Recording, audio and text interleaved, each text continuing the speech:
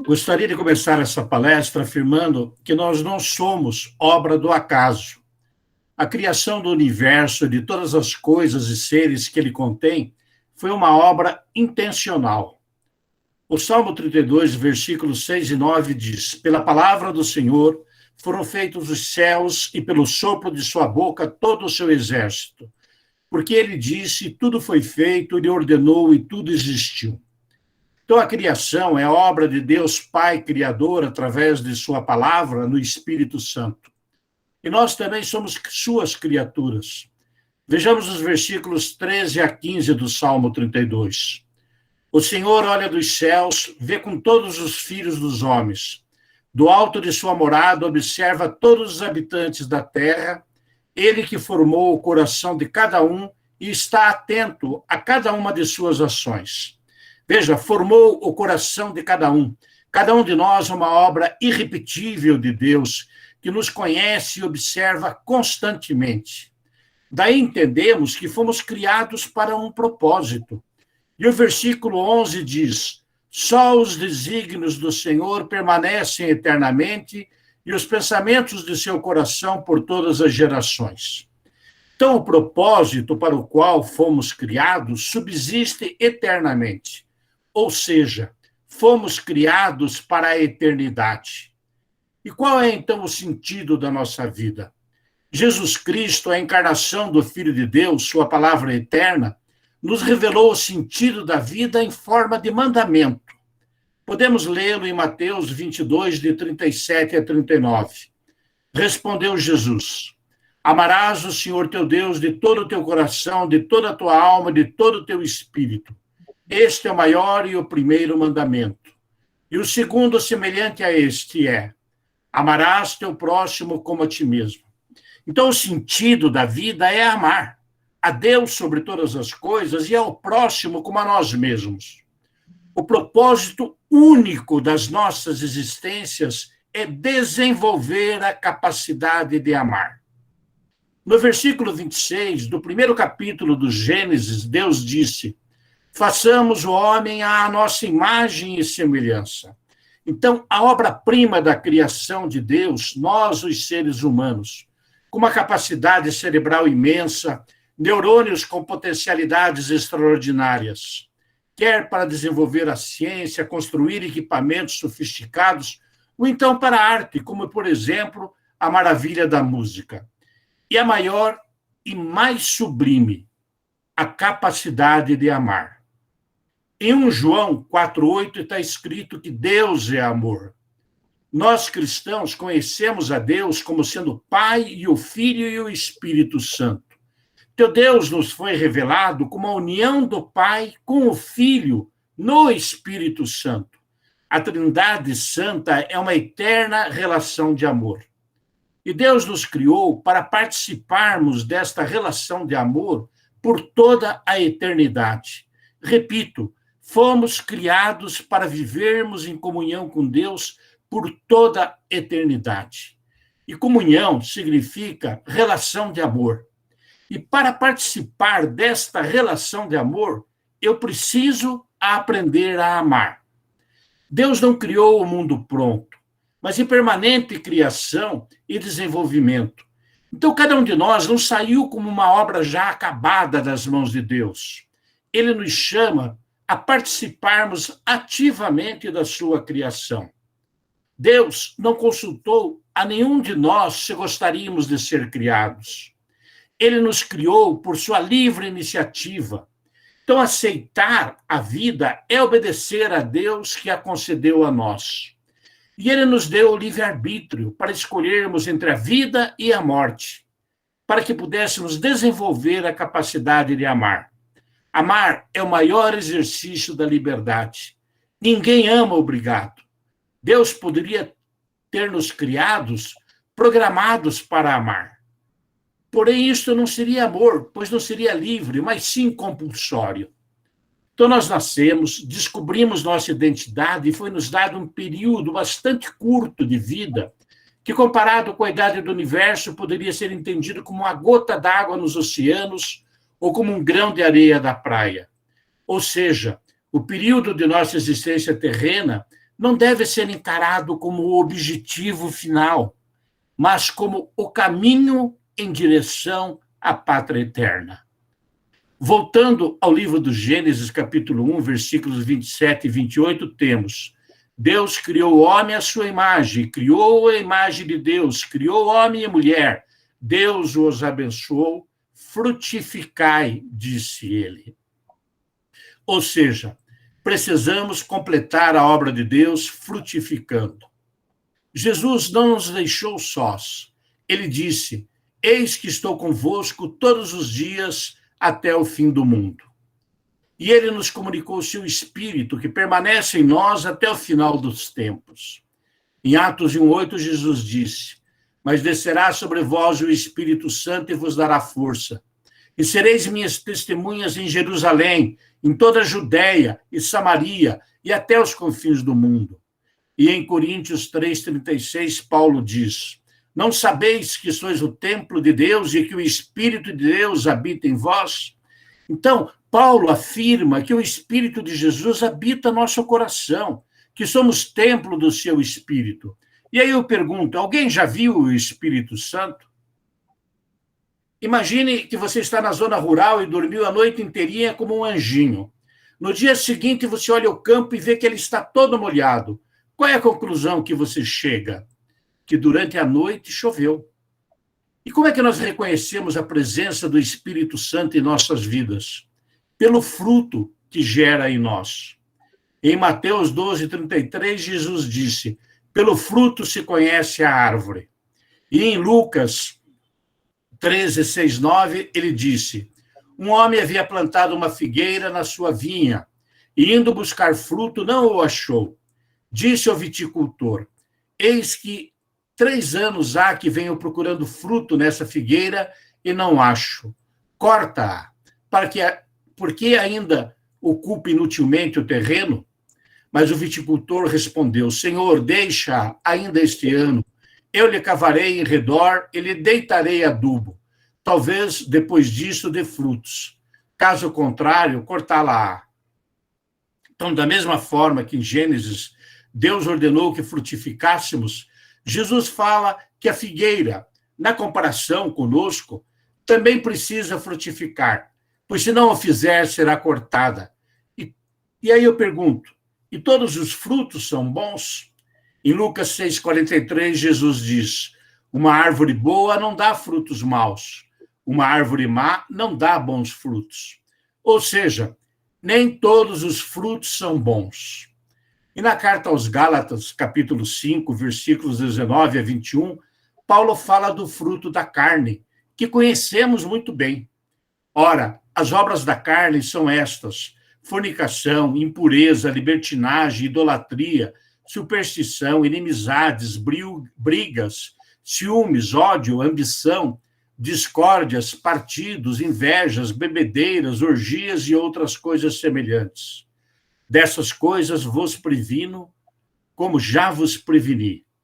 Os que as praticarem não herdarão o reino dos céus. Então, Paulo fala das obras da carne, que é o mundo longe de Deus, e fala que devemos evitá-la, pois aqueles que a praticam não herdarão o reino de Deus. Vejam que advertência severa, que consequência terrível perder a vida.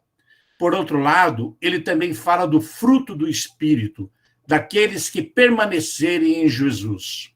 Em João 15, de 1-5, Jesus diz: Eu sou a videira verdadeira e meu pai é o agricultor. Todo ramo que não der fruto em mim, ele o cortará, e podará todo o que der fruto, para que produza mais fruto. Vós já estáis puros pela palavra que eu vos tenho anunciado. Permanecei em mim e eu permanecerei em vós. O ramo não pode dar fruto por si mesmo, se não permanecer na videira. Assim também vós não podeis tampouco dar fruto, se não permanecerdes em mim. Eu sou a videira, vós os ramos. Quem permanecer em mim e eu nele, esse dá muito fruto, porque sem mim nada podeis fazer. Então, ao permanecermos juntos de Jesus, a videira verdadeira, somos capazes de produzir bons frutos. E no versículo 8 está escrito: nisto é glorificado meu Pai, para que deis muito fruto e vos torneis meus discípulos. Então, à medida que frutificamos, nós glorificamos nosso Pai que estás nos céus. E que frutos são estes? Nós encontramos em Gálatas 25, de 22 a 23. Ao contrário, o fruto do Espírito é a caridade, alegria, paz, paciência, afabilidade, bondade, fidelidade, brandura, temperança. Contra estas coisas não há lei. Veja que Paulo fala de fruto e não de frutos. Podemos entender como sendo uma laranja que tem vários gomos. Cada gomo é uma particularidade do mesmo fruto. O primeiro gomo é a caridade, o amor. A palavra amor é usada de tantas maneiras deturpadas. Amor livre, fazer amor, você é um amor, vende-se amor. Então, o amor, ele não é um sentimento, mas uma ação que tem um sentimento. Podemos dizer que amar é desejar o bem do próximo e trabalhar, cooperar para que este bem se realize. Ou seja, não é o amor das novelas. Em 1 Coríntios 13, de 4 a 8, Paulo discorre sobre o amor. A caridade é paciente, a caridade é bondosa, não tem inveja, a caridade não é orgulhosa, não é arrogante, nem escandalosa, não busca os seus próprios interesses, não se irrita, não guarda rancor, não se alegra com a injustiça, mas se rejubila com a verdade. Tudo desculpa, tudo crê, tudo espera, tudo suporta. A caridade jamais acabará. As profecias desaparecerão. O dom das línguas cessará. O dom da ciência findará. E em João 15, 13, Jesus deu a medida do seu amor. Ninguém tem maior amor do que aquele que dá sua vida por seus amigos. Então, o Espírito Santo, ele vem em nosso socorro para cumprirmos o mandamento que Jesus nos deu, que é o sentido da nossa existência. À medida que nós damos espaço em nossas vidas por Espírito Santo, ele vai nos transformando em novas criaturas.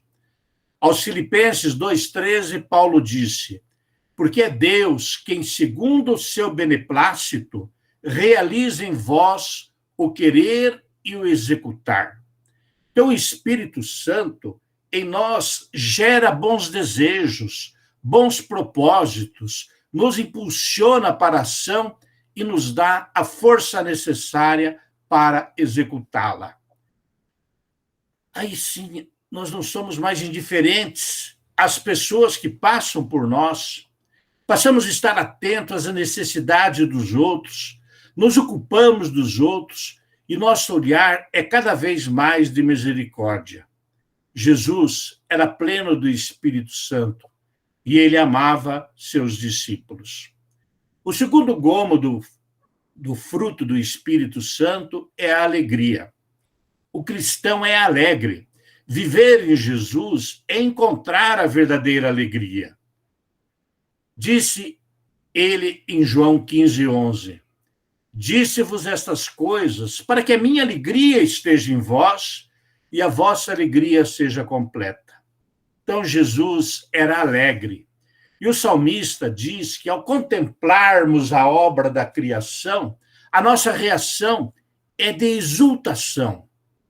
É a estranha alegria que surge mesmo nas tribulações, e ela só pode ser fruto do Espírito Santo.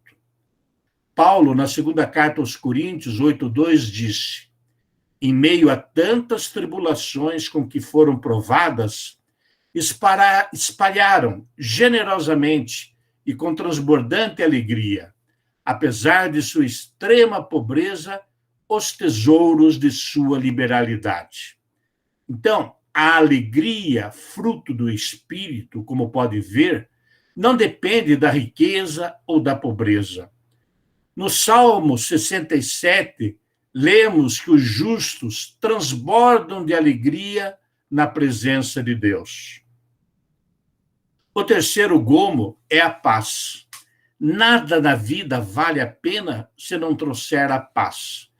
E Jesus disse em João 14, 27, deixo-vos a paz, dou-vos a minha paz. Não lhes dou como o mundo a dá. Não se perturbe o vosso coração e não se atemorize.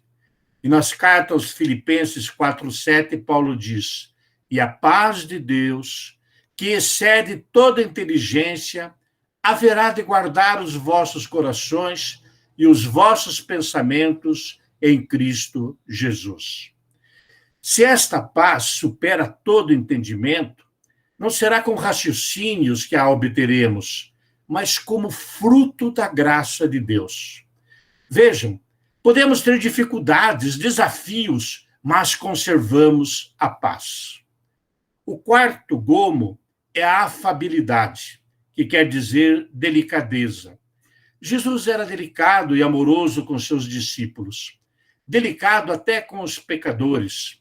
Podemos ver o seu exemplo com a mulher adúltera em João 8, 10, 11. Mulher, onde estão os que te acusavam? Ninguém te condenou? Respondeu ela, ninguém, Senhor. Disse-lhe então Jesus, nem eu te condeno. Vai e não tornes a pecar. O quinto gomo é a bondade, a gratuidade de coração. Jesus nos dá a dimensão da sua bondade em Lucas 6, de 27 a 28. Digo-vos a vós que me ouves, amai os vossos inimigos, fazei bem aos que vos odeiam, abençoai os que vos maldizem e orai pelos que vos injuriam. O sexto gomo é a fidelidade. Deus é fiel. Em Deuteronômio 7:9 diz, reconhece, pois, que o Senhor teu Deus é verdadeiramente Deus, um Deus fiel, que guarda a sua aliança e sua misericórdia até a 1000ª geração para aqueles que o amam e observam os seus mandamentos. As disposições de Deus não mudam como muda o vento. Seus propósitos são eternos. Em Filipenses 2:8 diz que Jesus foi obediente até a morte e morte de cruz. Mesmo diante da extrema dor, Jesus se manteve fiel. A fé cristã, ela foi transmitida e é transmitida à custa de muitos mártires que provaram sua fidelidade até o fim. E fidelidade só é possível sobre a graça do Espírito Santo. O sétimo gomo é a brandura, que é a mansidão.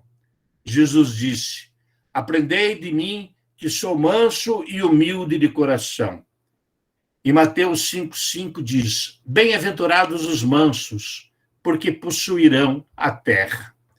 O Espírito coloca as rédeas em nosso próprio eu. Ele passa a ser o nosso freio, dá controle a tudo o que é desordenado. Em Mateus 16:24, Jesus diz, se alguém quiser vir comigo, renuncie-se a si mesmo, tome sua cruz e siga-me. Tomar a cruz contradiz a natureza, ávida de prazer e de bem-estar. Paulo diz em 1 Coríntios 13:7, que na caridade do Espírito Santo, o cristão tudo suporta. Então, o Espírito Santo não torna o homem passivo, leva-o a um esforço sincero para progredir, morrendo para o pecado e vivendo para Deus. Como é que o Espírito age em nós? A primeira ação do Espírito Santo em nós é derramar o amor de Deus em nosso coração, como Paulo diz em Romanos 5:5. E a esperança não engana, porque o amor de Deus foi derramado em nossos corações pelo Espírito Santo que nos foi dado. Então, esta ação é fundamental.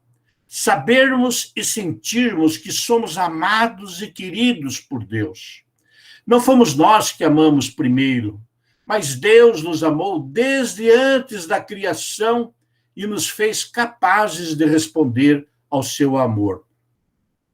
Mas vai além.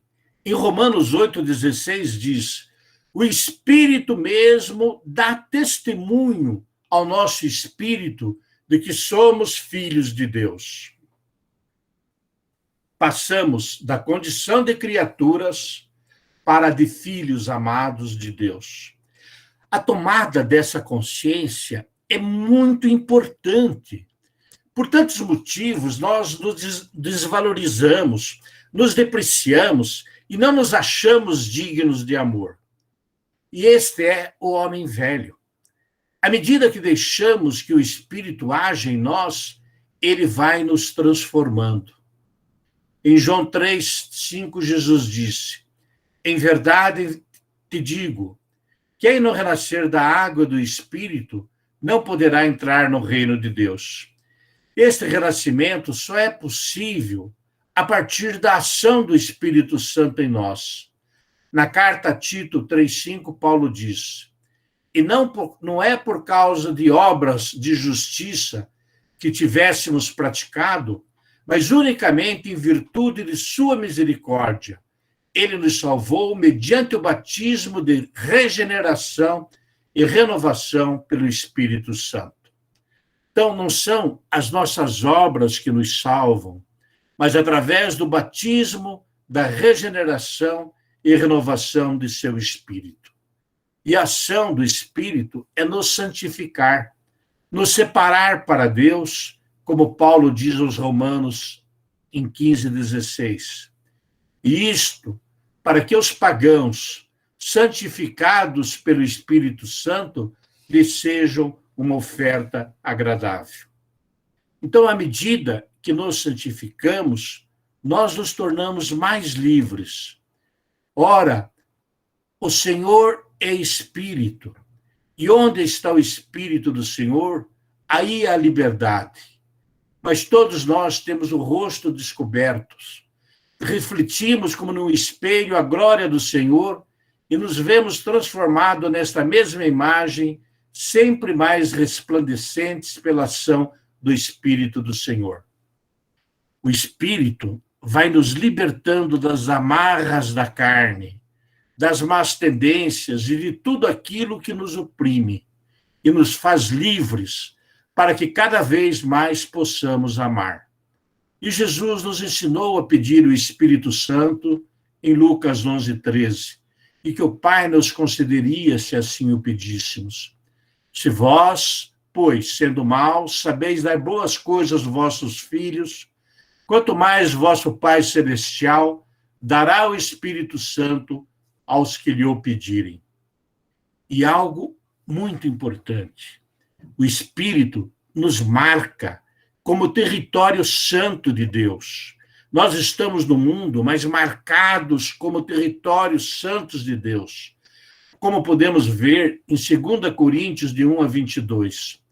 Ele nos marcou com o seu selo e deu aos nossos corações o penhor do Espírito.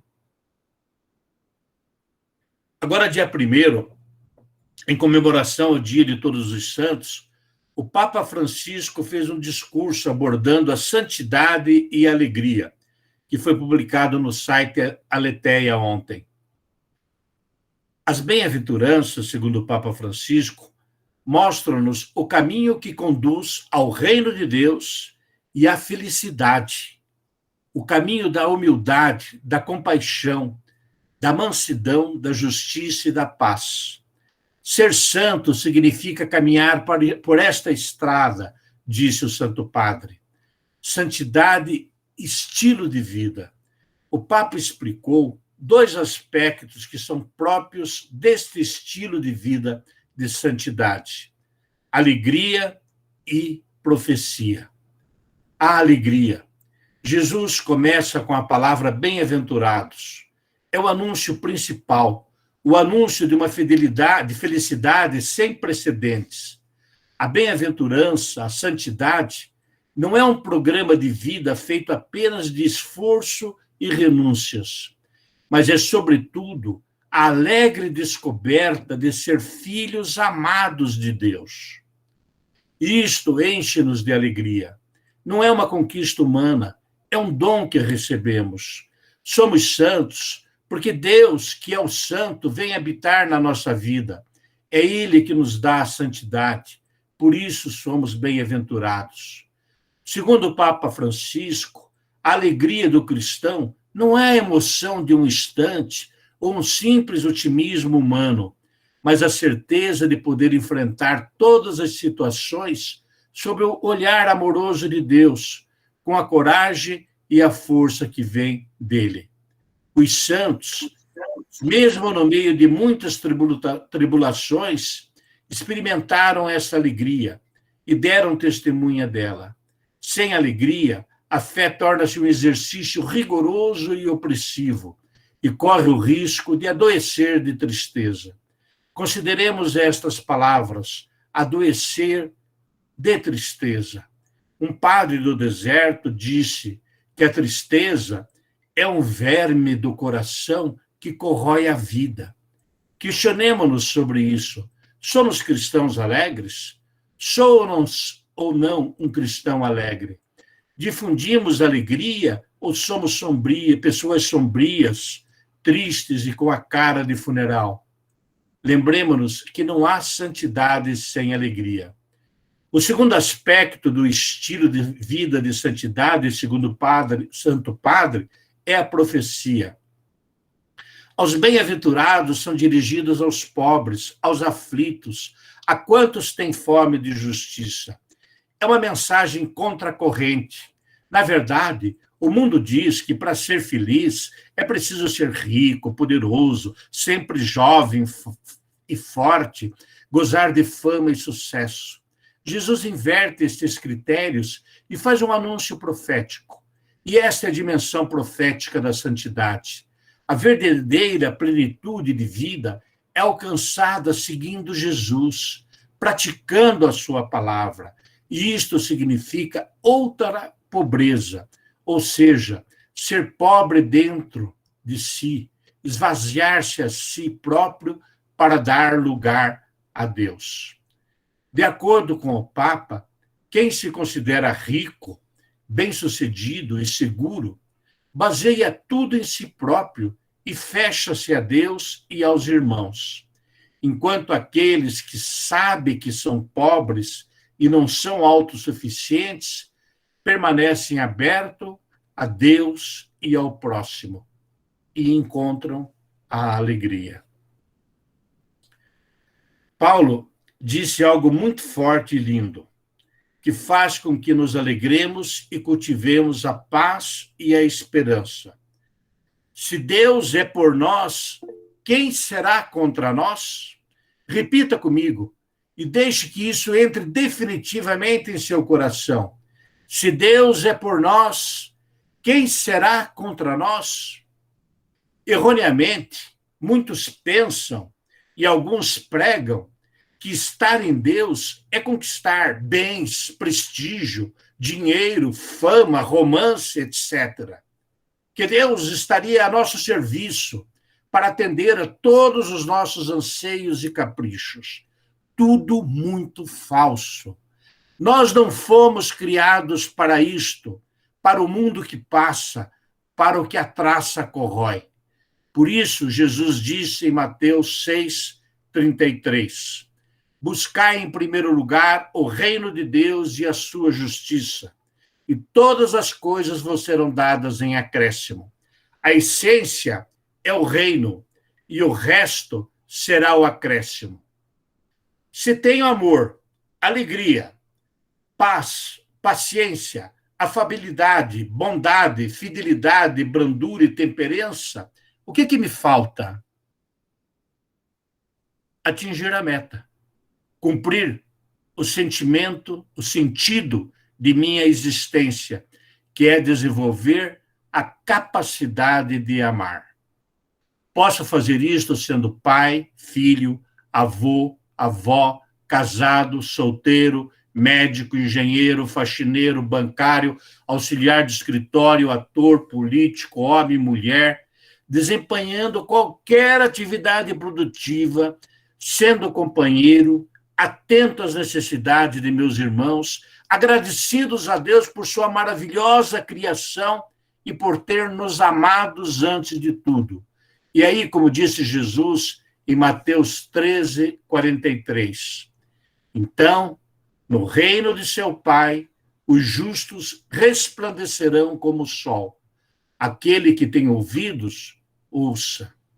Ou seja, estaremos finalmente em comunhão com Deus por toda a eternidade. E eu falei para vocês, em nome do Pai, do Filho e do Espírito Santo. Amém.